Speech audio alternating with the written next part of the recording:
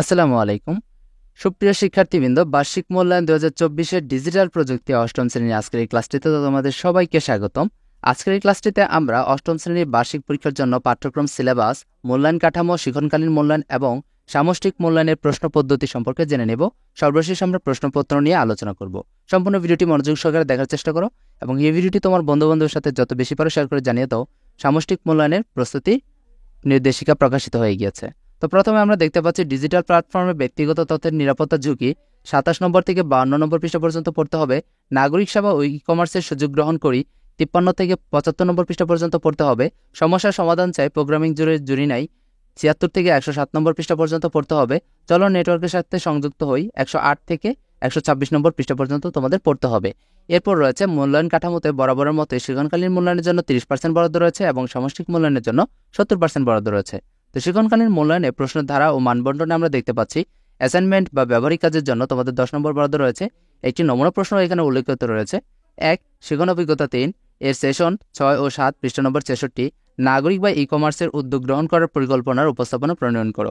অনুসন্ধানমূলক কাজ প্রকল্প প্রতিবেদনের উপস্থাপনের জন্য তোমাদের 10 নম্বর বরাদ্দ রয়েছে, যেখানে একটি নমুনা প্রশ্ন উত্তর বলে দিয়েছে যে শিক্ষণ অভিজ্ঞতা 4 এর সেশনের 11 নম্বর পৃষ্ঠার 106 ভিন্ন দলের প্রোগ্রাম যাচাই করে এটি প্রতিবেদন উল্লেখ করা।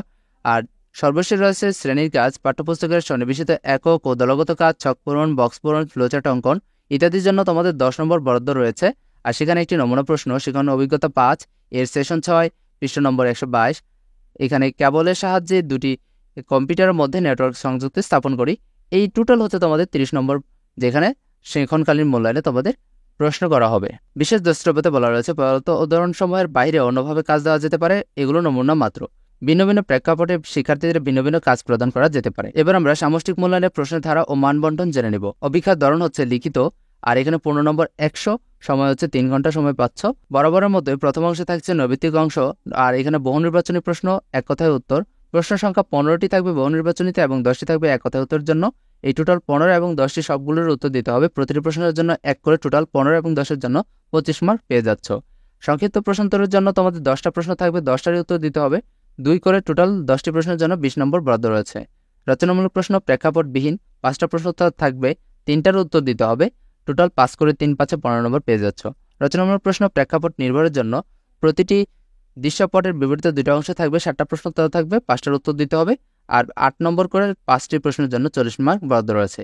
এ হচ্ছে তোমাদের 100 নম্বরের পরীক্ষা, যেটি 3 ঘন্টায় অনুষ্ঠিত হতে যাচ্ছে। এ পর্যায়ে আমরা 2024 শিক্ষাবর্ষের বার্ষিক সামষ্টিক মূল্যায়নের নির্দেশিকার অনুসারে মূল্যায়নের নমুনা প্রশ্নোত্তর দেখে নেব, যেখানে প্রথমে রয়েছে নৈবিত্তিক অংশ ক বিভাগে, তারপর খ বিভাগে রয়েছে সংক্ষিপ্ত প্রশ্ন উত্তর, গ বিভাগে রয়েছে রচনামূলক প্রশ্ন, ঘ বিভাগে রয়েছে প্রেক্ষাপট নির্ভর রচনামূলক প্রশ্ন। এভাবে হচ্ছে তোমাদের 100 নম্বর পরীক্ষার প্রশ্নটি সাজানো হয়েছে। সম্পূর্ণ ভিডিওটি মনোযোগ সহকারে দেখার জন্য তোমাদের অসংখ্য ধন্যবাদ। পরবর্তী সেশনে খুব শীঘ্রই দেখা হচ্ছে। আর এই ভিডিও ক্লাসটি তোমার বন্ধুবান্ধবের সাথে যত বেশি পারো শেয়ার করে জানিয়ে দাও। সামষ্টিক মূল্যায়ন তথা বার্ষিক সামষ্টিক মূল্যায়নের নির্দেশিকা প্রকাশিত হয়ে গিয়েছে। ধন্যবাদ সবাইকে।